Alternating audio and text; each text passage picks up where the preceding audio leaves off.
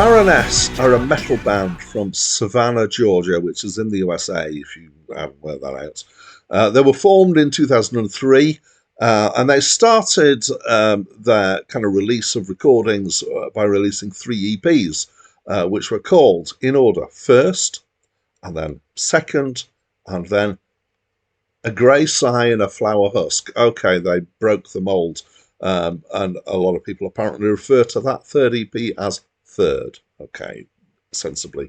In 2007, they released their first album. It was called Red Album. They followed this up with the Blue album, Blue Record. It was called. Then their next was Yellow and Green, and then there was Purple, and then there was Gold and Grey.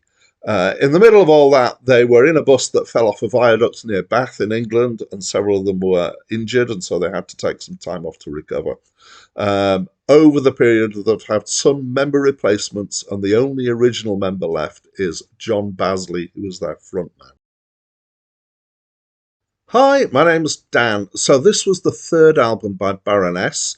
It's a double album. And the 2 discs are called Yellow and Green, which is why the album, I guess, is called Yellow and Green.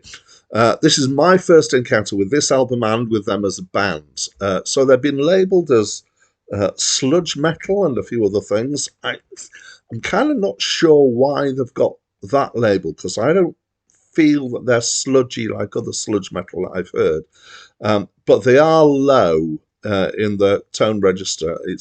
They're low and they've got a really deep bass going on. And the general feel of the music it's kind of low down in the tonal range, but they're not slow. And so I think of sludge as being low and slow, a bit like doom metal. Loads of different categories of metal, I know. I find it somewhat amusing.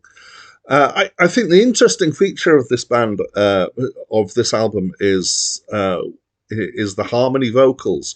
So they're clean and they're tight. They feel a bit like a low version of the Beach Boys, maybe, or maybe more like kind of vocal harmonies from folk music. So I don't know if anybody knows of the band Fisherman's Friends, but they sing in harmony as a group.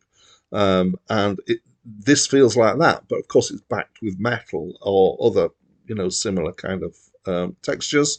I found it musically interesting. I liked the way they approached the metalness, the kind of crunch and the textures. There's some acoustic passages, which is pretty much part of the lore of being metal these days, is that you have to have at least a few acoustic guitar bits. There's some nice instrumentals and instrumental passages.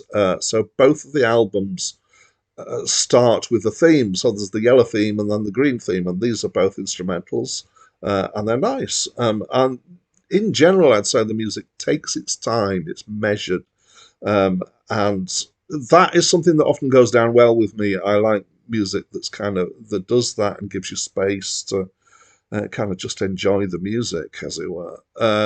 So it does that. It's a double album. It didn't feel too long to me. It felt good. Actually, even though it's a double album, it's only 75 minutes, so it could have fitted on one CD, I think. But I can see how, if they were doing it thematically, they'd want to separate them. So I'm going to put out there what I think I want to label them as a genre, but it's not a genre name that I've ever seen before. So in the same way that you get prog rock and art rock, where art rock is more interesting than standard rock, but it isn't quite as far and as involved as prog rock, I would say that I want to label this as art metal. I've never heard of that. There are things that have labelled it as prog metal. I think there's reasons for that, but I don't think it's full-on prog. And I've listened to quite a bit of prog metal, so I have hereby nominated a new genre name, which is art metal. Okay.